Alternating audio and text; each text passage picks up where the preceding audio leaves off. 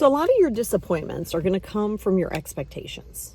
Not asking you not to have boundaries. I'm not asking you not to have certain desires, right? You're allowed those. Where it can become problematic for you is when you start thinking that everybody else should respond the same way you do. That's called expecting you out of people. Here's the reality. Everybody has a different goal in life. Some people have similar goals, but everybody's motivation, driving factors are all going to be individual. Every single one. And you may demonstrate something one way, but you got to be careful, because if you're demonstrating something and you ever say to yourself, or you've ever heard this said, well, they just don't have as big of a heart as me. That goes into ego, that goes into entitlement, that goes into superiority. You're basically saying, well, I'm better because I am a better person because I have a bigger heart. That's not true. That's not true. People respond differently. Think about something right now, right? That may be someone that you care about, your mom, your sister, your best friend, how they react to something. I mean, it's not bad, not good. They just react to something. And you think, I wouldn't do it that way. But you don't really think about it because you're like, oh, it's my best friend. That's anybody. That's anybody. You're setting yourself up for disappointment. You're also setting yourself up for some really tough relationships if you maintain them at all. Those expectations become, a lot of times are in attachment or in insecurity or in abandonment, right? So you're basically saying, I expect this. Now, again, I'm not saying things like, I will not let people talk to me any old kind of way they want. That's not really an expectation. That's a boundary, right? An expectation is like, well, I called you for your birthday. Well, okay, I forgot your birthday. I'd never forget your birthday. Now we go into ourselves. That goes into so much self-absorption, but not from a good way, because being self-absorbed is not all bad, because who else are you going to be absorbed with? This is where it comes into self-absorption of what you would do and not being superior. Not everybody's going to pick up the phone and text you back in 5 minutes. Not going to happen. Not everybody's going to say, I love you 68 times a day. Doesn't mean that they don't love you. But that's going to allow you to go, okay, all of these expectations, all of these disappointments that I'm having, what role do I play in it?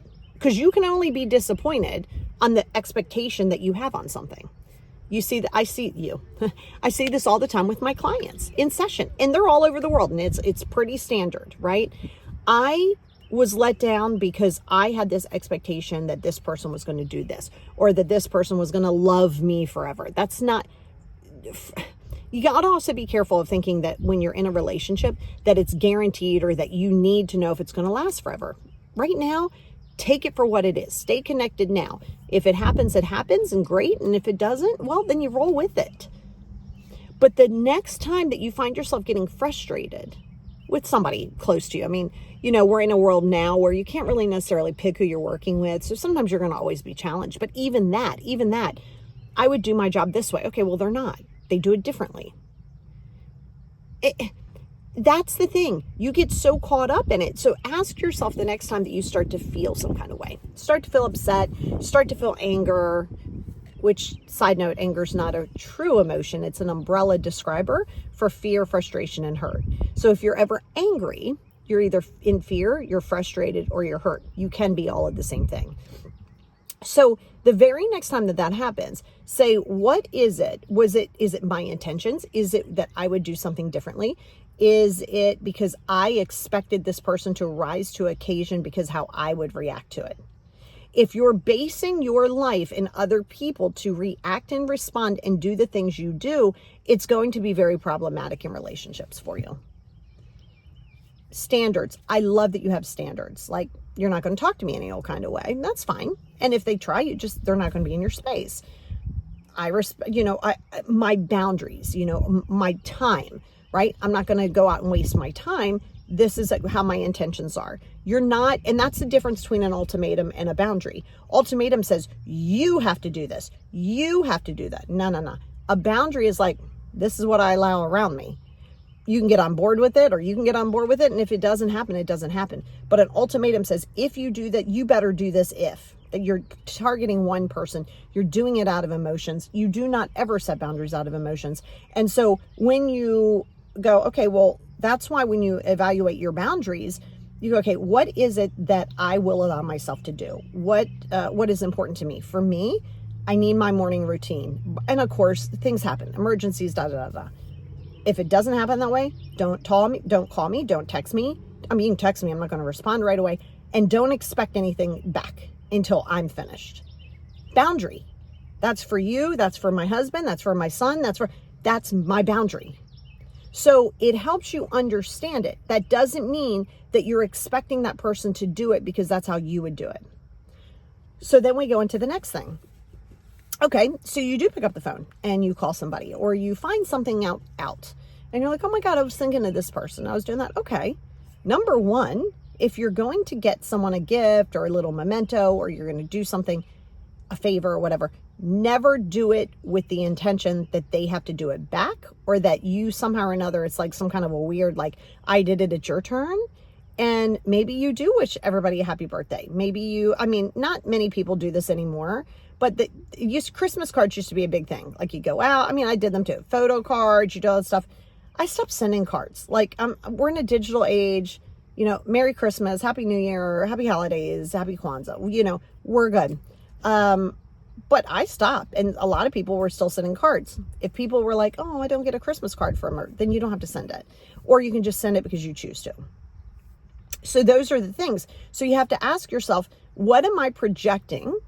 Okay, this is a really good call to action for you. What am I projecting on other people that I think they should do because I do it?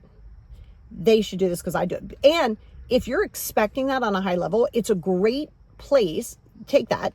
It's a great place for you to focus on your unhealed trauma, your insecurities, your, the list is endless, right? So when you're finding yourself activated by them not doing it as you would, it's a really, really good time for you to say, why am I so activated? Because your activation codes can often come like this. Because then what happens is, now you're home, you feel isolated. And honestly, when you are expecting things out of people, a lot of times people are going to step back.